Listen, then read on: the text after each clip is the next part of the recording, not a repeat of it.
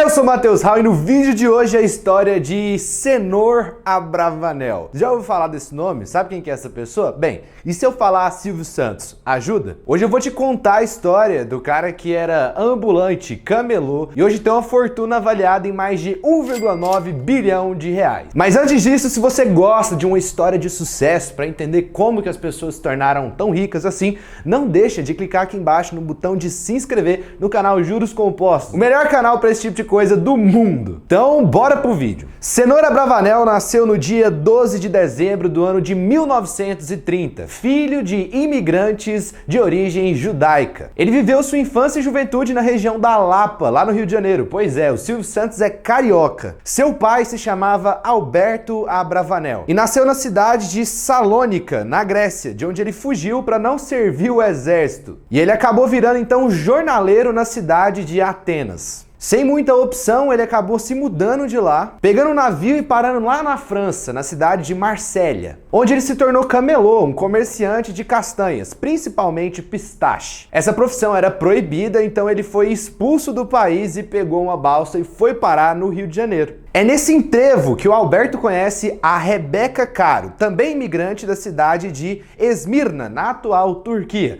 que pertencia ao Império Turco-Otomano. Quando eles chegaram aqui no Brasil, o Alberto falava dezenas de idiomas e acabou então trabalhando como intérprete. Ele juntou uma grana e decidiu montar o seu próprio comércio, a sua lojinha, lá na Praça de Mauá. O Silvio é o primogênito de 5 irmãos, então tem o Cenor Abravanel, o Leon Abravanel, a Perla Abravanel, a Beatriz Abravanel e o Henrique Abravanel. Na infância do Silvio, o seu pai ganhava até que uma grana ok na loja, mas ele acabou desenvolvendo um vício por jogos. Ele ganhava dinheiro de dia e perdia dinheiro de noite, e essa situação irritava muito o pequeno Silvio. E foi nesse cenário caótico que o Silvio Santos decidiu por empreender pela primeiríssima vez. Bem, ele conta que desde criança, na escola, ele vendia, comprava balinhas de seus colegas, mas a primeira vez mesmo que ele empreendeu no mundo real foi vendendo capinhas para títulos de eleitor no ano de 1946. Bem, te contextualizando aqui, só te passando um feedback histórico,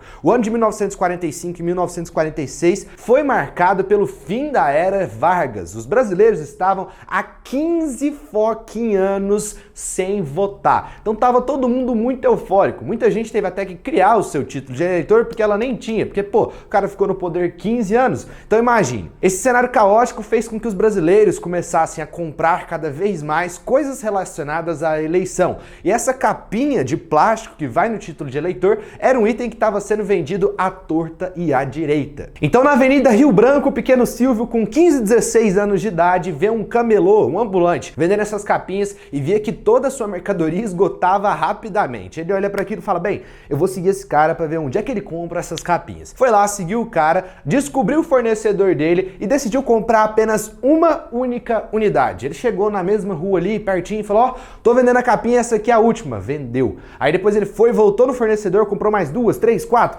Tô vendendo, essa aqui é a última. Tô vendendo, essa aqui é a última. Vendeu também. E ele começou a ganhar um dinheiro até que considerável com isso. Segundo entrevistas que o próprio Silvio já deu, ele chegou a faturar em um dia o equivalente a 3 salários mínimos. Então ele ia pra rua junto com o seu irmão mais novo ali, o Leon Abravanel. O Leon ficava de guarda e ele vendendo. Por que ele ficava de guarda? Bem, essa profissão de ambulante no Rio de Janeiro era extremamente marginalizada. Você não podia vender. Legalmente, até hoje, você não pode ser um ambulante e sair vendendo coisas na rua. Mas naquela época, por conta da opressão, vários comerciantes tinham suas mercadorias apreendidas por conta dessa situação de ilegalidade. Então o irmão do Silvio Santos, o Leon Abravanel, ficava de vigia e eles só tinham 45 minutos por dia, que era o horário de almoço dos fiscais, para poder comercializar as capinhas. Além disso, depois das capinhas, o Silvio começou a vender lápis e também canetas e utensílios, um monte de coisa. E uma vez o Leon acabou falhando e o Silvio foi pego pelo diretor do Departamento de Fiscalização da Prefeitura do Rio de Janeiro. Ao invés de levar ele para o juizado de menores, porque o Silvio tinha ali 16 anos, 17 17 anos, ele acabou vendo o talento que o Silvio tinha com a comunicação, com a venda, e fez uma proposta para ele. Entregou um cartão de um amigo que era dono da Rádio Guanabara e falou para ele lá fazer um teste de locução de comerciais. Bem, como você deve imaginar, o Silvio, com a sua comunicação extremamente clara e popular, acabou passando em primeiro lugar, derrubando ninguém mais, ninguém menos do que o Chico Anísio, que foi o seu concorrente no processo seletivo. Essa é uma curiosidade muito interessante e mostra que o Silvio era bom pra caramba. Então ele era locutor de comerciais e poucos anos depois, se você tá seguindo a linha cronológica, lá no ano de 1948, o Silvio teve que se alistar no exército, obrigação aí de todos os brasileiros. Ele passa e vai pro grupo de paraquedismo e realiza alguns saltos. Depois de sair do exército, ele conseguiu um novo emprego em locução de rádio, só que dessa vez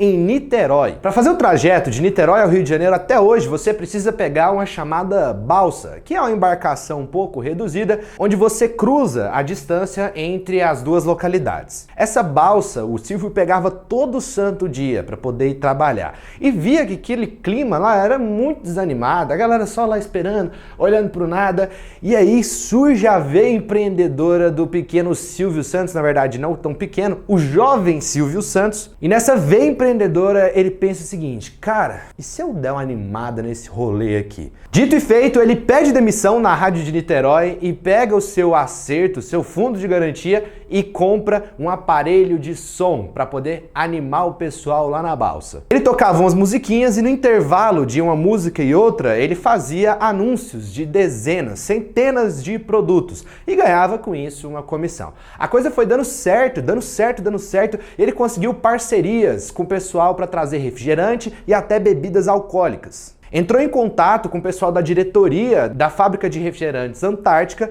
que vendia o Guaraná Antártica, e descobriu um modo de monetizar tudo isso. Bem, e o Silvio não parou por aí. Ele desenvolveu um sistema que, quando você comprava uma bebida, um refrigerante que seja, você ganhava uma cartelazinha de bingo para poder concorrer a prêmios. Tudo ia muito bem na vida aí do animador de balsas, até que acontece um acidente e o Silvio fica desempregado novamente. Por sorte, um dos diretores que ele teve contato para poder fechar o negócio para vender refrigerantes lá da marca Antártica, viu o potencial do Silvio e falou assim: velho, bora para São Paulo comigo, que lá tem muita oportunidade, eu acho que você vai se destacar. Ele aceita a proposta e voa rumo ao SP. Em São Paulo, ele passa a apresentar espetáculos e sorteios em caravanas de artistas. E depois disso ele vai trabalhar na Rádio Nacional, mantendo paralelamente um emprego ali como corretor de anúncios e animador de caravanas. Como corretor de anúncios e animador, ele acaba chamando a atenção de um cara chamado Manuel de Nóbrega, fundador do programa Praça é Nossa, criador do Baú da Felicidade e pai do Carlos Alberto Nóbrega, aquele cara que apresenta o Praça é Nossa até hoje. Então ele tinha ali uma certa relevância, era um cara que ganhava uma grana e essa empresa dele, o Baú da Felicidade, ia muito mal. Mas o que fazia o Baú da Felicidade? Bem, era uma empresa de vendas de brinquedos a prazo, um sistema de carnê, onde a pessoa pagava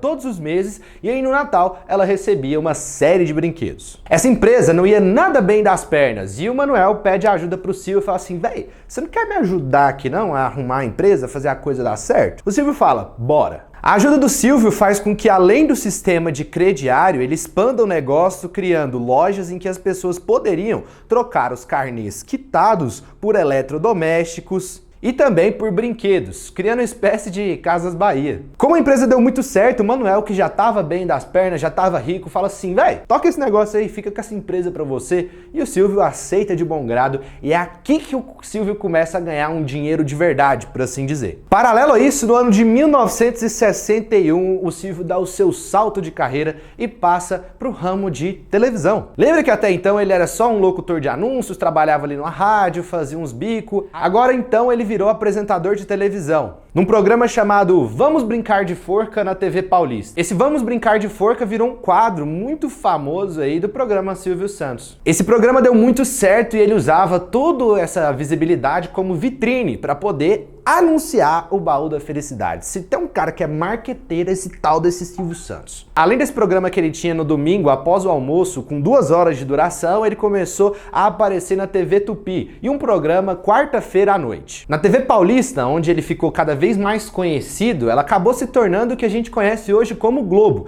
E nessa alternância o pessoal achou que o Silvio Santos ia vazar fora. Ele acabou conversando ali com o pessoal e firmou um contrato de aproximadamente 4 anos. E o programa crescia a passos largos. Com toda essa visibilidade, a Globo começa a ficar preocupada com o Silvio tomar conta de toda a sua grade, porque ele era um dos caras mais populares. Isso acarretou em uma série de problemas e a empresa em si começou a dar uma série de pitacos no programa. Mudava a grade, mudava o horário, mudava aqui, mudava ali, enchia o saco do Silvio Santos. E ele ficou pistola. E já que o pessoal não queria deixar ele em paz trabalhando numa radiotelevisora, trabalhando na empresa de televisão, o que ele decide fazer? Criar a sua própria emissora. O ano era 1966 e ele monta a Estúdio Silvio Santos de Cinema e Televisão Limitada. Ele mesmo fala que o sonho dele nunca foi ser dono de uma emissora de televisão, ele foi obrigado a fazer isso porque o pessoal não deixava ele em paz. Enfim, apesar de ser dono do canal, o Silvio fala que o seu dinheiro não vinha da SBT, que naquela época chamava TVS. Onde ele ganhava dinheiro mesmo era com o Baú da Felicidade. Falando no Baú da Felicidade, vamos dar uma atenção especial para ele aqui agora, que foi o que fez o Silvio Santos ficar tão rico. Com o tempo, o Baú passou a distribuir não só brinquedos e eletrodomésticos, mas uma infinidade de produtos, incluindo carros e até casas. E para suprir a demanda desses produtos, o Silvio Santos criou empresas nas mais variadas áreas. Entre os anos aí de 1965 a 1975,